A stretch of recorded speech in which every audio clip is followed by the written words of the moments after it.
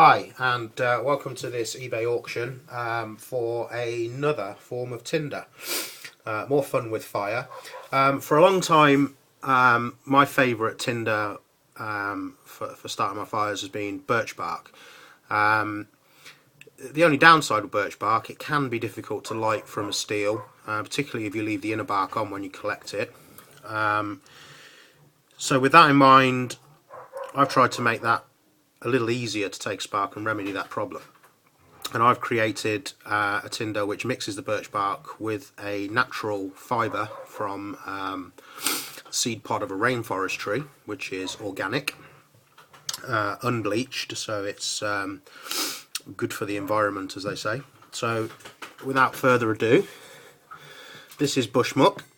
This is how much you'll get for your money. That's 30 grams, and a little bit goes a long way. You can actually ignore that pine needle, not included. So we'll move that out of the way and we'll bring a little bit more back. And the secret is to keep it light. It's the air that you want in it. Don't compact it down, just fluff it up. It's probably a bit more than you need. But, we'll just keep that nice and light and fluffy. And we'll put a spark to that. And you'll see it burns pretty well.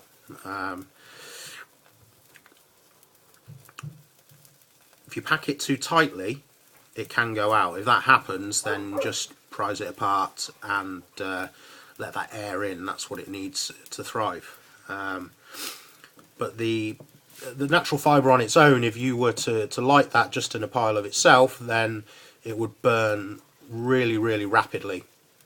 And it's no good. But the two mixed together, for me, give the birch bark the properties it needs of instantaneous ignition and a reasonably long burn time. You can see now you would have easily been able to stack your kindling on top of there and make a fire.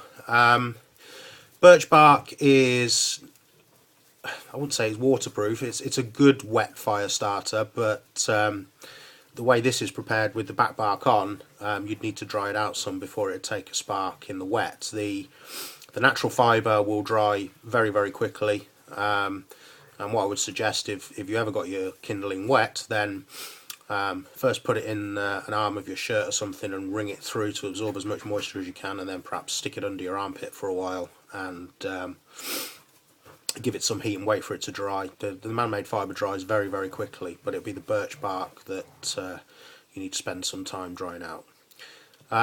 You can either buy this in a packet, just in a jiffy bag, or you can buy a tin full.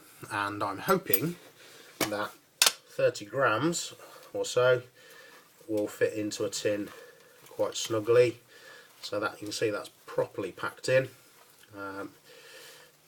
I may amend this in the listing if I find that it doesn't stay shut very well. No, that's fine. So 30 grams in a tin. Use the drop down. It won't be a tin like this, it'll be a plain tin, it won't be branded. So I think that's all there is to say. Sadly, postage on these is at the higher rate because the tin is slightly wider than 25mm.